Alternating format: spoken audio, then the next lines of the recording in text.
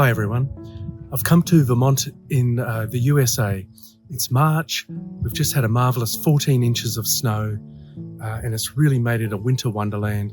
It's the actual reason why I came. So often I'll travel the world and it'll be summer, so it's greens or say the desert, high dry, low humidity, very different to sort of many of the things that would normally go to paint. And I find snow actually isn't supremely different to painting sand. There's reflected light, but then we're more looking towards a blue reflected light, not so much a yellow reflected light, because we've more got the sky that's influencing our colours and shadows. But I also want to delve into reference material looking and searching. Ultimately, the advice I was given was just keep looking. And with that, we take as much training as we've got. That's where the drawing practice, I think, is the engine room to my success. And it teaches me to see interesting shapes, leading lines, design, to be able to analyze the mass, where to place things, where to sort of position the biggest shape, the focal points. There's so much that goes into it. So I thought we'd go out, have a little look, see what we can find as for a variety of subject matter, and just discuss a few of the ins and outs of looking for subjects.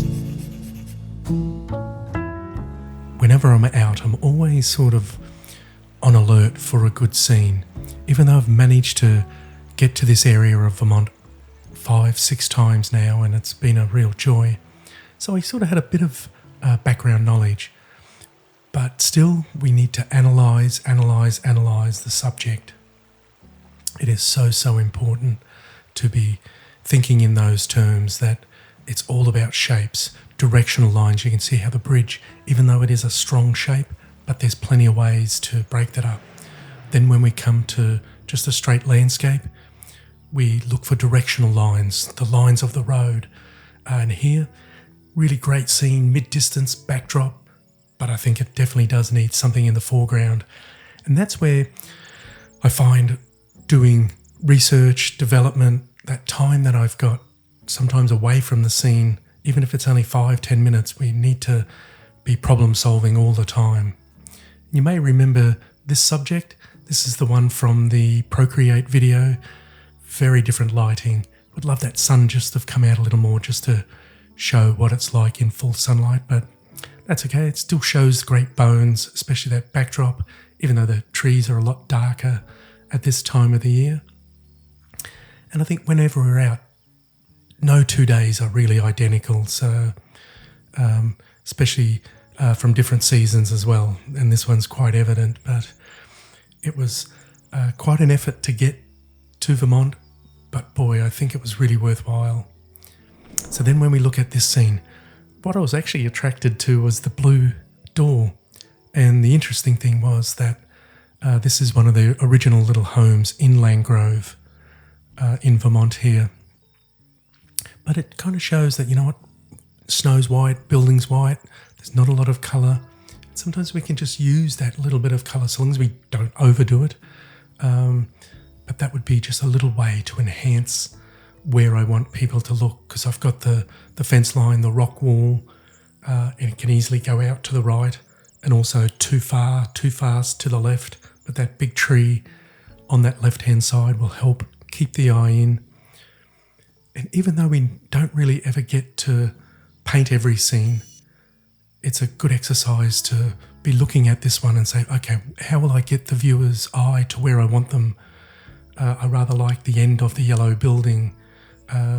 The tree kind of stops the eye from wanting to go too far to the right. The road is leading the eye in.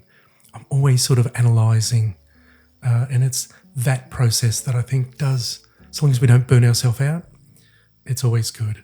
Where with this scene, I think it's more about that little splash of colour, that lovely little bit of warmth. You'd almost think it's too orange, but I think we can run with that with this one. We get a lovely zigzagging line with the little dark line coming in from the bottom right, which leads us into those trees. And I do love that little grouping. There's like the little red building it does suit us well, but I probably would zoom in with this one just that little further, just so that the building doesn't feel too far away or too much in the distance. And I had to really wait round for this one. The light was out beautifully just as I was driving up, and I thought, oh, look at this scene. But then I had to wait about 15 minutes and then even come back to get it even this slightly stronger bit of light. The one little concerning part, I think, though, is one, the repetition of the white ends of the building, but also the tree line, the groupings of trees that could easily sort of pull focus and draw the eye into the background. But it's just got a lovely soft shadow in the foreground. Those little twigs in the foreground are pretty ideal. Love the car. It's just got so much going for it. Where this one is almost quite the opposite. But I do love looking for these little scenes, and I almost call them a setting in summer, winter, autumn scenes. Summer, spring and autumn scenes. I'll quite often look for whether it's a little farmhouse or something with the idea of, if it doesn't have cows, chickens, horses, a farmer. And this is the same sort of thing, that lovely big areas of dark in the mid-distance. I'm able to use those, and then we can really build our idea from that.